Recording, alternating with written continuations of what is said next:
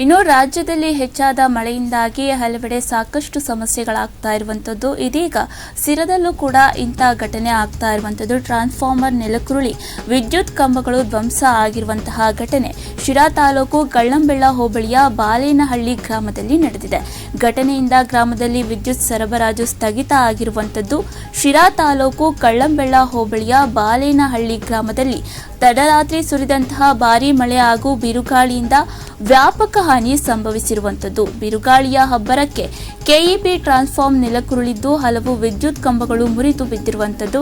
ಹಾಗೆ ರಸ್ತೆ ಬದಿಯ ಮರಗಳು ಸಹ ಉರುಳಿ ಬಿದ್ದ ಪರಿಣಾಮ ಗ್ರಾಮದಲ್ಲಿ ಕೆಲಕಾಲ ಆತಂಕದ ಸೃಷ್ಟಿ ನಿರ್ಮಾಣವಾಗಿರುವಂತದ್ದು. ವಿದ್ಯುತ್ ಕಂಬಗಳು ಮತ್ತು ತಂತಿಗಳು ರಸ್ತೆಗೆ ಬಿದ್ದ ಹಿನ್ನೆಲೆಯಲ್ಲಿ ಗ್ರಾಮದಲ್ಲಿ ವಿದ್ಯುತ್ ಸರಬರಾಜು ಸಂಪೂರ್ಣ ಸ್ಥಗಿತಗೊಂಡಿದೆ. ಕಂಬಗಳು ಮತ್ತು ತಂತಿಗಳನ್ನು ಸರಿಪಡಿಸುವಂತಹ ಕಾರ್ಯಾಚರಣೆಯನ್ನ ಆರಂಭವನ್ನ ಈಗಾಗಲೇ ಮಾಡಲಾಗಿರುವಂತದ್ದು.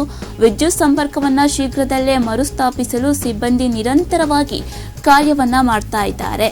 ಇನ್ನು ಈ ವೇಳೆ ಗ್ರಾಮಸ್ಥರು ಮಾಧ್ಯಮಗಳ ಮೂಲಕ ಸಂಬಂಧಿಸಿದ ಇಲಾಖೆಗೆ ಅಧಿಕಾರಿಗಳಿಗೆ ಮನವಿಯನ್ನ ಮಾಡಿದ್ದು, ಹಳೆಯ ಹಾಗೂ ದುರ್ಬಲ ವಿದ್ಯುತ್ ಕಂಬಗಳನ್ನು ತಕ್ಷಣ ಬದಲಾಯಿಸುವುದರ ಬಗ್ಗೆ ಇದೀಗ ಗ್ರಾಮಸ್ಥರು ತಮ್ಮ ಅಳಲನ್ನ ತೋಡಿಕೊಂಡಿರುವಂತದ್ದು.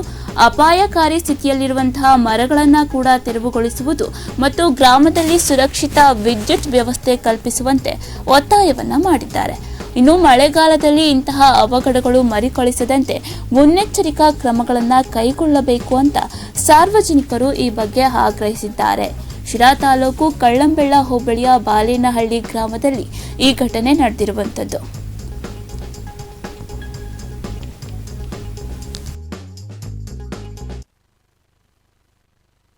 ಪ್ರಮುಖ